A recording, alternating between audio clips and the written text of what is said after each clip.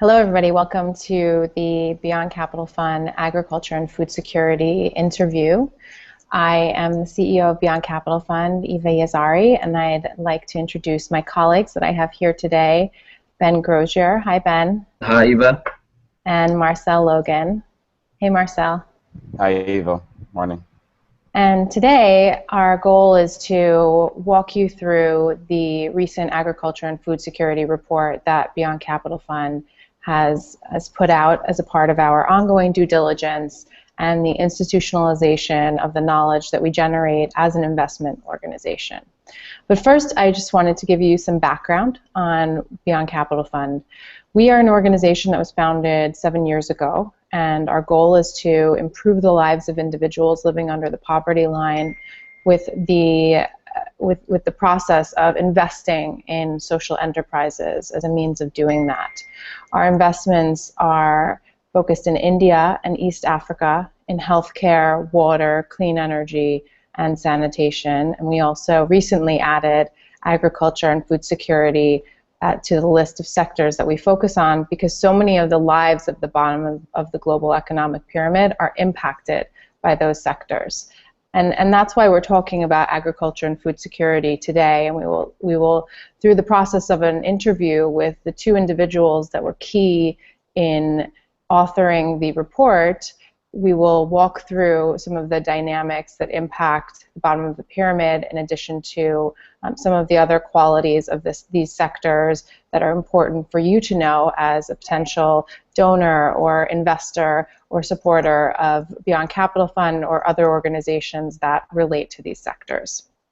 So lastly, I'd just like to say that these reports are available on our website in the Thought Leadership section, and we encourage you to download them and use them for your own purposes. Our goal in releasing these reports more publicly starting in 2015 was really to help galvanize the support of other investors in order to increase investment in these sectors and also increase awareness of some of the key issues and also the business models that we have looked at in our own deal pipeline. So I'd love to kick off the interview with a question for Marcel. Marcel, as I mentioned, the bottom of the pyramid is really touched by agriculture and food security, but can you elaborate a little bit on why these two sectors are relevant for people earning less than $4 a day? Absolutely, and it's a really, really kind of great question and touches kind of on a lot of overview points. It's good to kind of state up front. I mean, I think the first thing to kind of understand is that agriculture as a sector and food security as kind of a corollary to that is it really uses up about 40% of the world's workforce. That's especially concentrated in lower developing countries like East Africa and India that we look at, where in East Africa at least 75 to over 80% of the population works in agrarian activity, which is ranges from smallholder farming to herding cattle, and so this is kind of core to their livelihood. And kind of making the markets work in these sectors really has a dramatic impact both on just generating enough food for everyone, but it also touches issues such as healthcare and wellness outcomes. We see malnourishment as a kind of issue that arises too often in these countries, and at the end of the day you're looking at a very integrated problem where agriculture and food security involves issues of equitable distribution of the food that's made, social and development issues, political decisions about are subsidies going to be there, are they not going to be there, and then obviously finance and investment decisions in terms of how to kind of turn the ship around in solving some of these core problems. So I think from top to bottom, multiple actors are involved in agriculture and food security, from the BOP and the governments, as well as, various kind of community groups and NGOs that are, very deeply involved in the space. Also implicated is ideas of development and productivity, where, agriculture becomes more productive, which releases more labor to the urban areas. But again, this is part of a general kind of economic cycle, and for many countries, this cycle is unfortunately somewhat stagnated. So you find that, focusing on agriculture and food security, you realize you're really looking at almost like a prismatic problem with many different, sides and faces to it. Got it. Thanks. That makes a lot of sense, and it helps to put everything in context. I'd like to stick with you for the next question. Can we talk a little bit more about to what extent food wastage and lacking distribution are major contributing factors in stalling progress in these two sectors? Yeah, absolutely. I mean, I think food wastage and lack of distribution, I like to look at them as almost two sides of the same coin. At the end of the day, they really fall to the issue of supply chains and the lack thereof in the least developed countries. You're talking about lack of cold storage distribution for fruits, grains, meats, and vegetables, and lack of cold storage obviously means that the lasting life of these products is dramatically reduced. What that implicitly means is that the markets for these goods can only stretch but so far. So they're not. So these communities that are agrarian but have bad supply chain, they can't reach to a national market or much less a global market. So you find that the economic outcomes for those who work in the agrarian sector are limited by the fact that they can't get their goods to where the demand actually is. So that's very core, and you hear it a lot across all sectors in terms of the last mile distribution problem. I think it's especially heightened and highlighted in agriculture because of these limitations. The other issue as well that we've seen a lot in kind of in these areas, and also in business models that we'll probably discuss a bit later, in solving this problem is the issue of middlemen.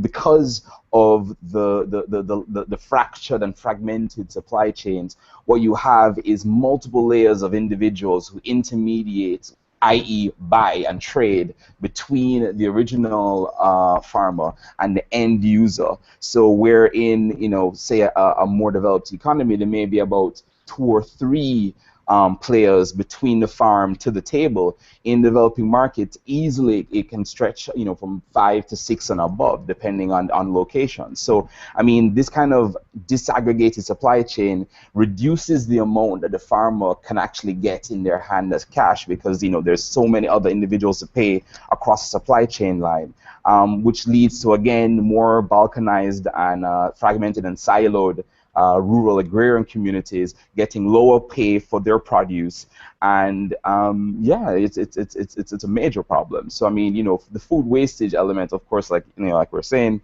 is really a cold storage and fragmented supply chain issue. But again, it's really kind of part and parcel with distribution as kind of a holistic problem that stretches beyond just lack of one thing or the other. It's really a lot of really kind of thorny problems interconnected again. I think you highlight very poignantly the potential for impact, particularly when we're talking about these disaggregated supply chains and how they can impact the lives of the farmers that are actually doing the growing of the crops that need to get to market. So thank you for that. Ben, I'd like to switch over to you. Can we talk a little bit more about how the state of ag and food security among the bottom of the pyramid differs in India and East Africa? As I think, having highlighted that we're focusing on India and East Africa, there are distinct differences in each region, and I'd like for the listeners and the viewers to understand that a little bit better. Yeah, no, absolutely, and thank you, Eva. I think this discussion and sort of the direction I'll take, the answer to this question graduates well from sort of what Marcel was alluding to in the distribution systems and in the challenge of getting distribution to the last mile in both regions. So I think the distinction really between India and Africa in terms of distribution has been the role that the public sector in each region plays. So in India, for instance, you have the public sector digging in deeply into the distribution network. And so India, basically since, or sort of thanks to developments starting at sort of the time of the Green Revolution in the 60s and 70s, and thanks to basically farming developments, agriculture technology, sort of government intervention in a variety of areas. India is now producing basically enough food to feed its entire population without the need for sort of imports of rice, grain, cereals, that type of thing. But the United Nations quotes that still about 17% of the population is food insecure. So there you have sort of that challenge Marcel alluded to of distribution in the country. Now in India, the sort of government has played a very significant role in this since essentially the 1990s. So in the 90s, they launched what's called the Public Distribution System, or the PDS, through which the Indian government basically aggregates all the food produced in the country and distributes it essentially through the state governments and then through kind of its own distribution network down to what's called fair price shops or ration shops, at which kind of the population throughout the country can basically access subsidized food. So this public distribution system has been running for sort of the last couple decades. But just even more recently, the government's passed what's called the National Food Security Bill.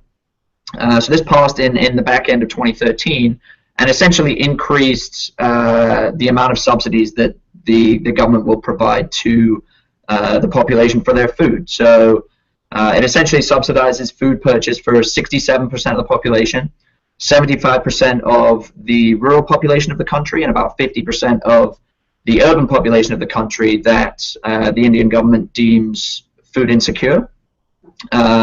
Tangibly, that looks like a subsidy for rice, food grain, and cereals, and it's running the government sort of a significant cost, so about $20 billion a year, which is certainly not insignificant in terms of sort of both GDP and the government annual budget. I think just very demonstrative of the role that the Indian government has essentially played in distribution and in food security in the country. And when you look at East Africa, there's just not that sort of government involvement or to that extent. Thank you. So perhaps just kind of talking a little bit more about India, would you mind illuminating some of the business models that you've seen come out of potential public sector involvement in India, or that have grown out of the support that the government has given the sectors? Yeah, no, that's a good question. I think very sort of representative of when we look at our pipeline in both regions. So in India, you see sort of I guess, less expansive distribution models, just because the government has played such a significant hold there. And in East Africa, you see more of the, I guess, larger distribution systems. I think in India, to your question, one of the, I guess, sort of business models we've seen come about has been the distribution of dairy and the establishment of a dairy value chain, just because dairy is one of the products that is not distributed through the PDS and by the government. It's something that requires a cold storage chain, and that, I guess, sort of complexity has not been developed by the government or the PDS, especially down to kind of the last mile across the country.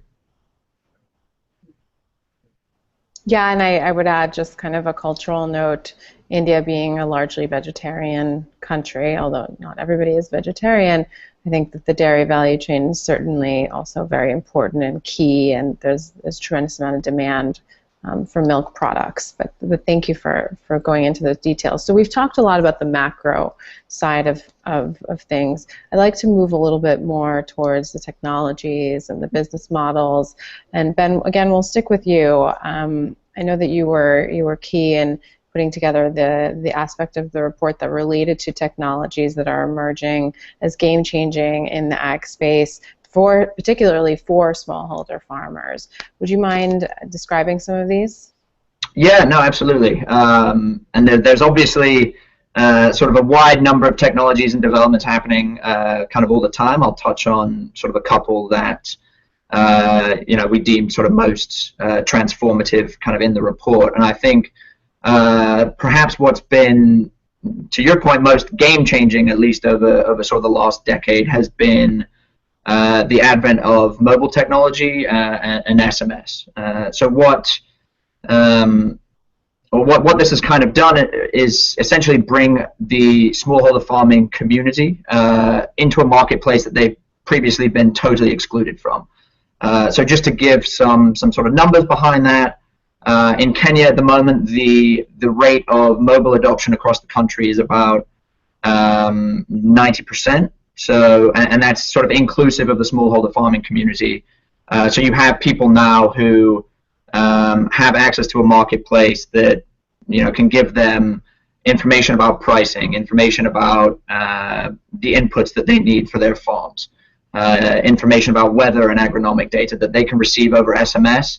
That means there's, I guess, sort of a much more open and much more informed smallholder farming community than there ever was without sort of that communication link for the smallholder farmers.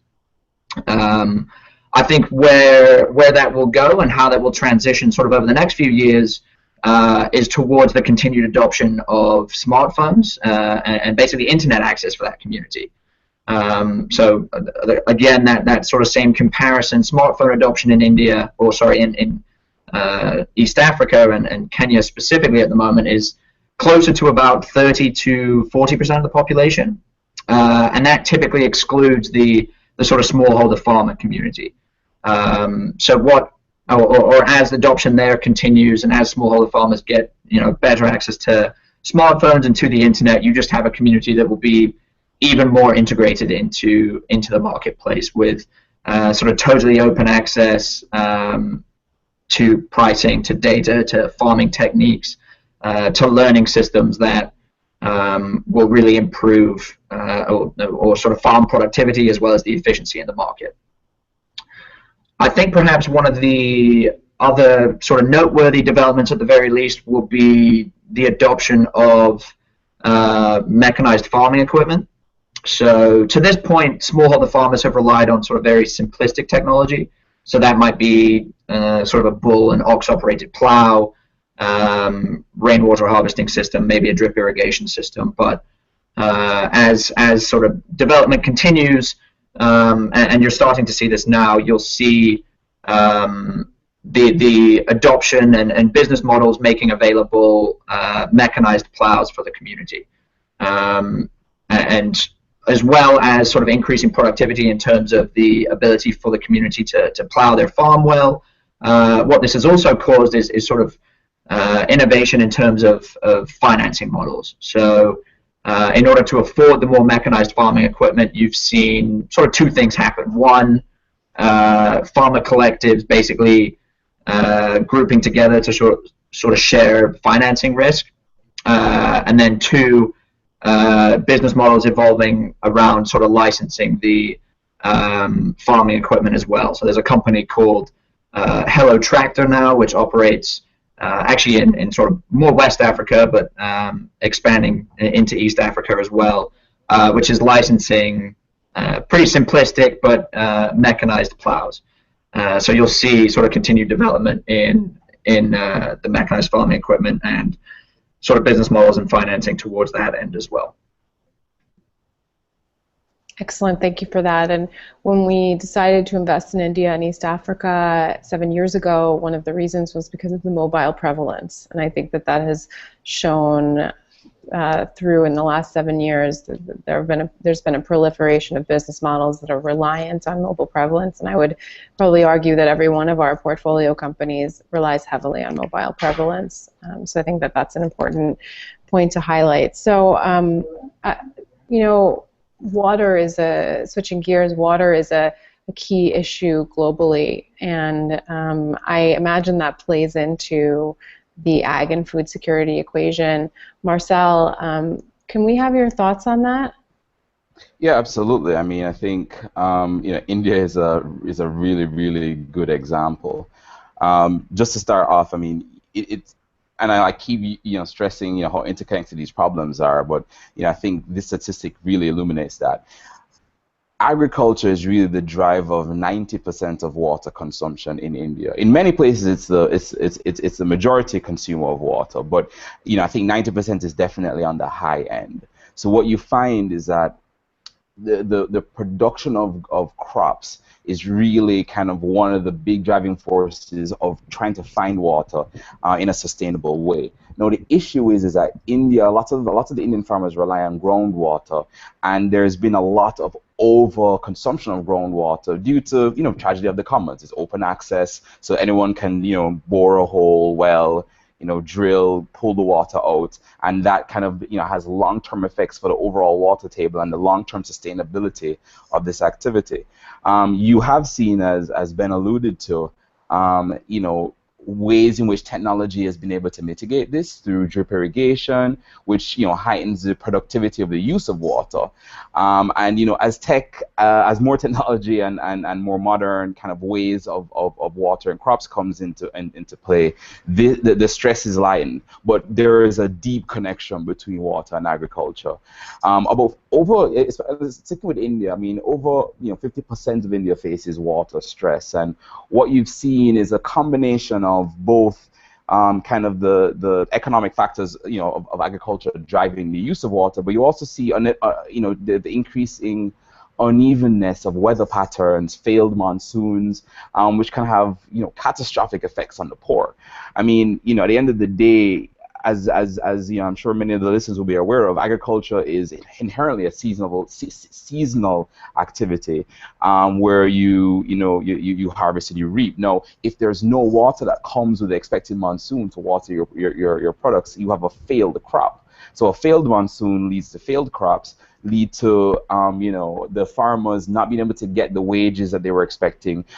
A fair amount of them have pulled down debt in a form of microfinancing or getting seeds and equipment, and you see a whole lot of that kind of economic and social factors coming together that's putting tremendous strain on smallholding farmers in India. And I think that's highlighted, frankly, in a number of the very well documented and publicized farmer suicides that take place when kind of all these negative factors seem to kind of interact and exacerbate each other at the worst possible time. So at the end of the day, the scope for water interventions in the use of agriculture, I think, has huge potential in helping folks at the BOP level. Yeah, and I'll just add something kind of very quickly to that, because Marcel sort of alluded to it, but I think it's certainly worth noting that both India and East Africa have essentially faced the brunt of climate change issues over the last sort of 10 to 12 years. So both regions have, but particularly East Africa has sort of very underdeveloped irrigation infrastructure. As we've sort of alluded to, you have farmers that very much rely on rainwater harvesting to irrigate their farm.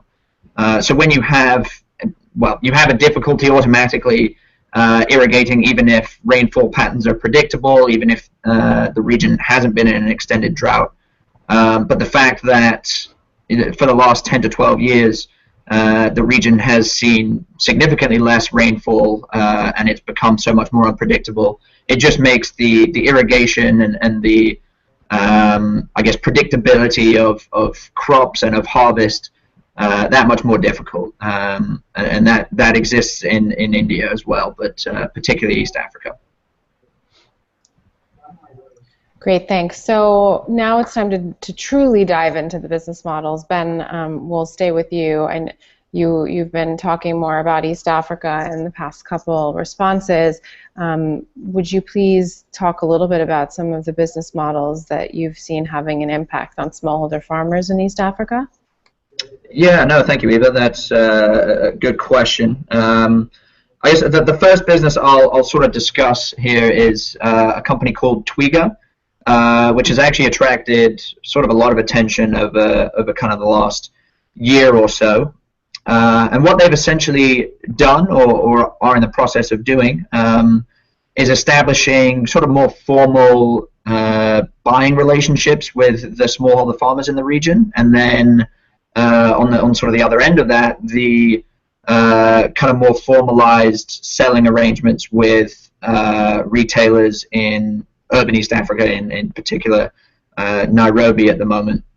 And then what they're doing is basically managing the entire distribution system between the buyer and retailer.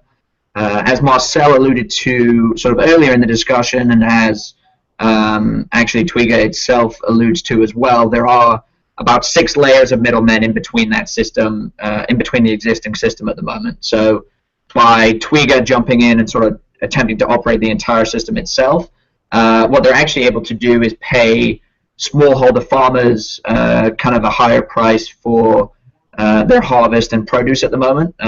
Twiga's sort of initially launched this for bananas, so they're actually able to pay smallholder farmers about 14 or 15 cents per pound, as opposed to competitors which are paying about 10 to 12 cents per pound. And then because of sort of the disintermediation of the rest of the value chain, they're actually able to charge retailers a lower price at the other end, and basically subtracting a lot of that margin across the middlemen through the middle of that process. If in terms of sort of the impact perspective of the business, because the company is able to provide sort of more consistent purchasing arrangements for the smallholder farmers, they're actually able to or make the farmers essentially more creditworthy, and longer term more bankable, which will have sort of, as the company continues to do well, significant ramifications for the population, which has I guess very good long-term effects for the smallholder farming community over the next few years.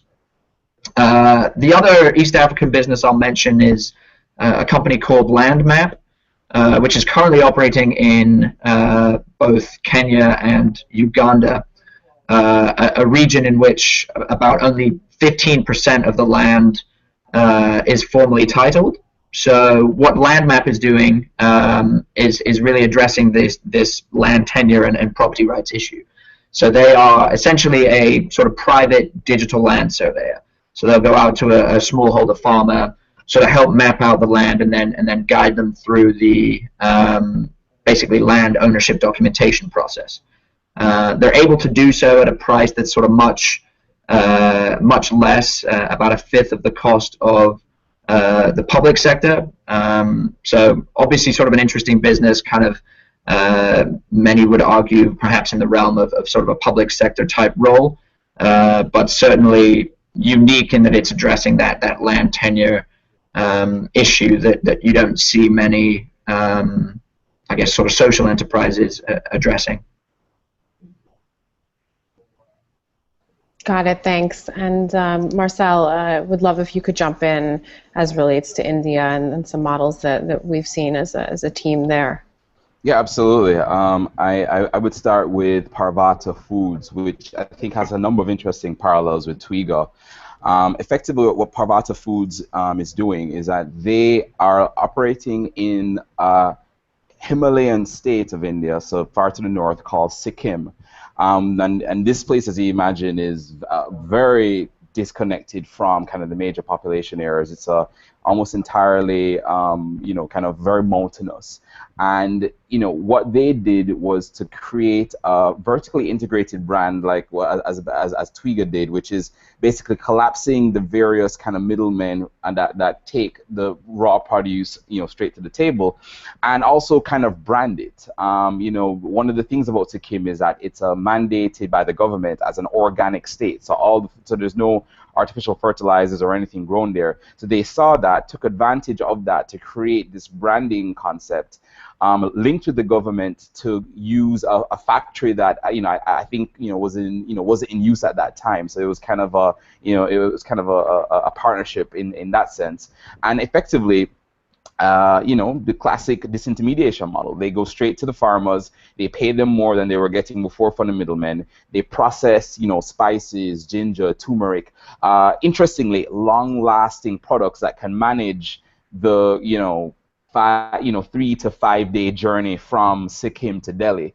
But also have because it's processed now, there's kind of a value uptick in the good, and take that straight to large retailers in Delhi. It's an interesting, very scalable model. The branding is strong, and it's one of those companies that I think it's a harbinger of good things for these kind of remote communities that are somewhat disconnected from where the market actually is. So that's one I think is pretty exciting. The second one I mentioned is it's much more kind of tech focused, and I think it also is very demonstrative of kind of where the technology and the use of mobile is kind of interacting, and that one's called Farmily.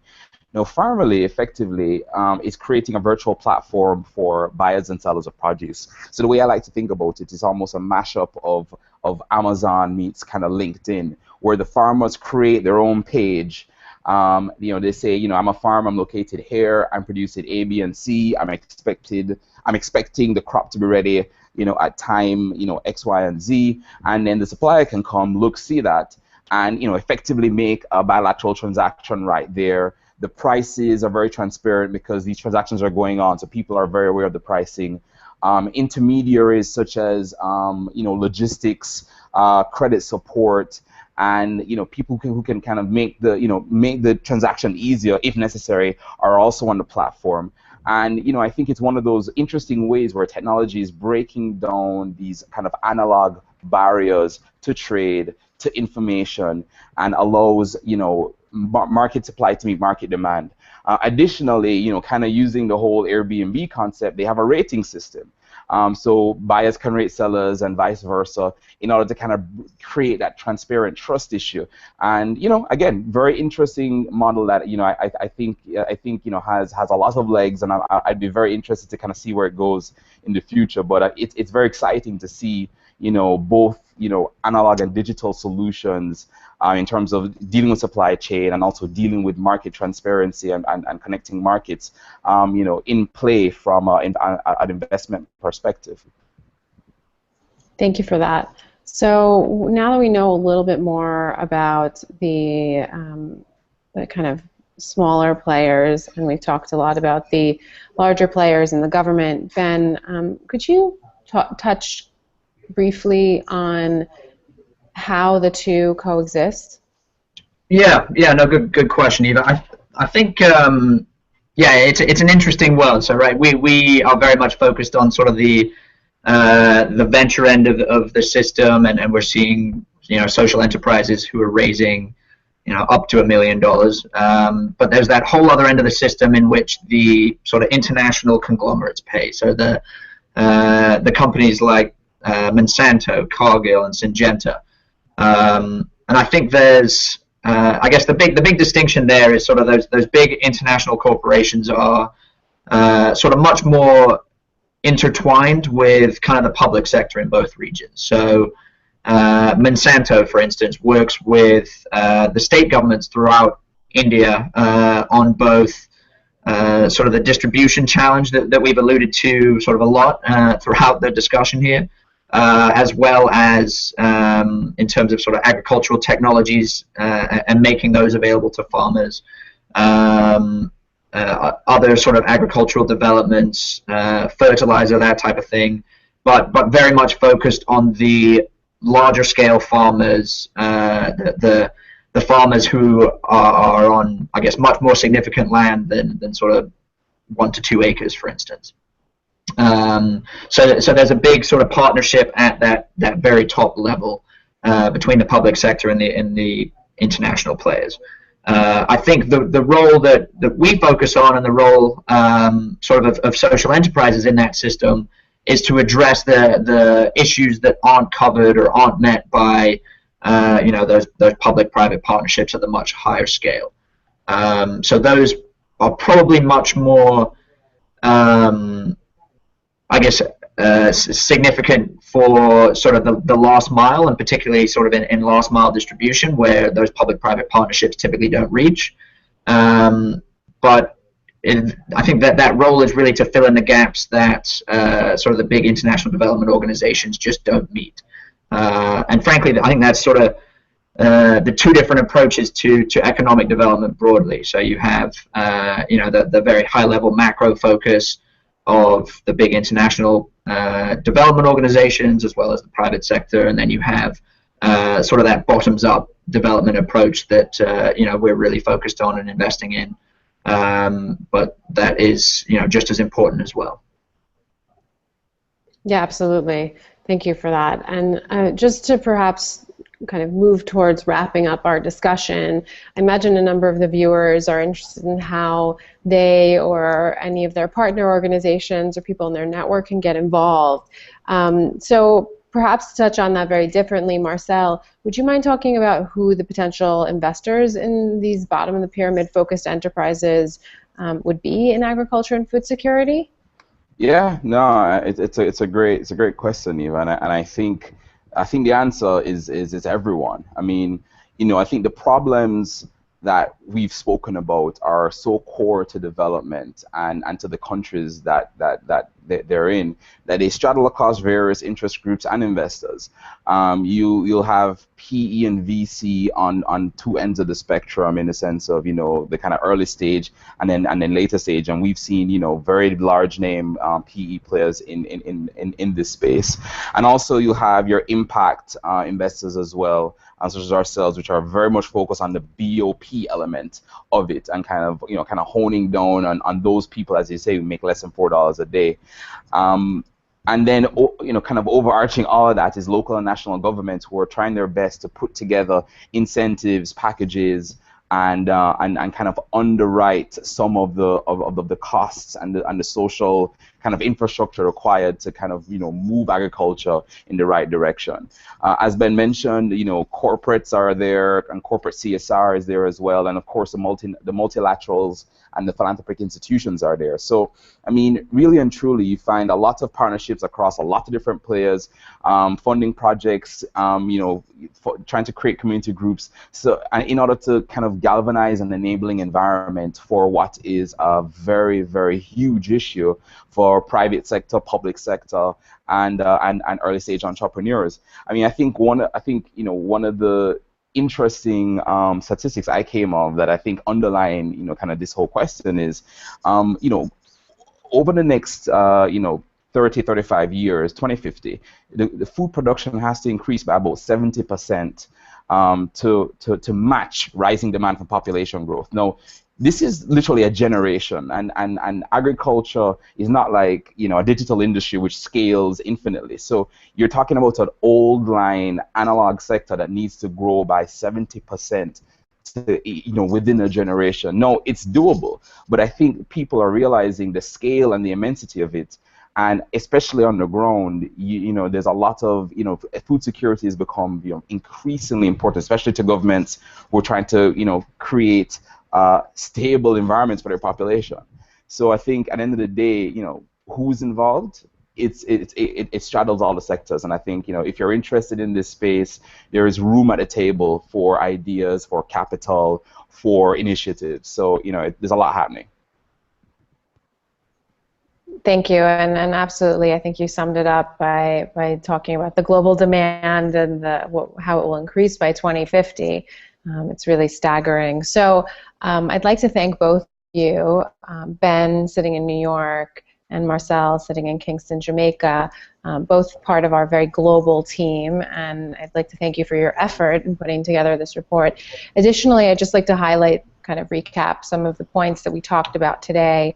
I think it's absolutely staggering to know that 40% of the global workforce is roughly linked to agriculture and also faces food security issues, and probably more are facing food security issues. And in East Africa, Marcel, you mentioned that 75 to 80% of the population are agrarian, and that's also just shows the sheer scale of these sectors really touching the lives of individuals living under the poverty line.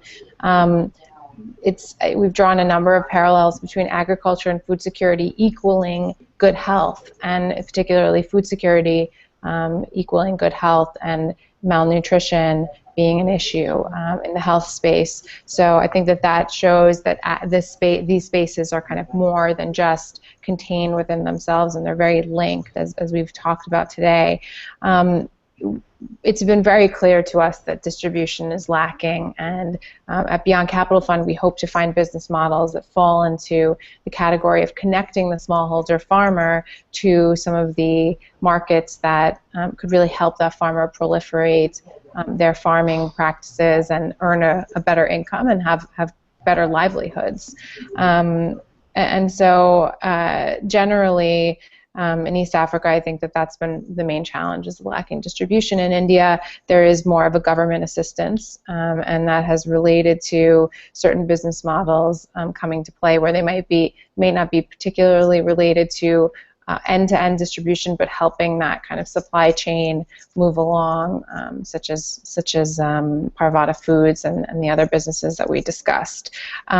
I think we're living in a great time to be investing in this space because of mobile technology and the ability to have apps that help farmers get their products to market. And we're even talking about companies in India and East Africa being mashups of eBay and LinkedIn and Airbnb.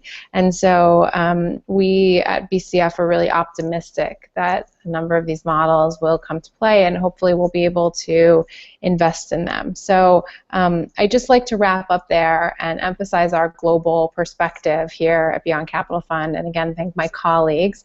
And if you have any questions, please feel free to reach out to us or visit our website and download the report on the thought leadership section of the beyondcapitalfund.org site. Thank you so much.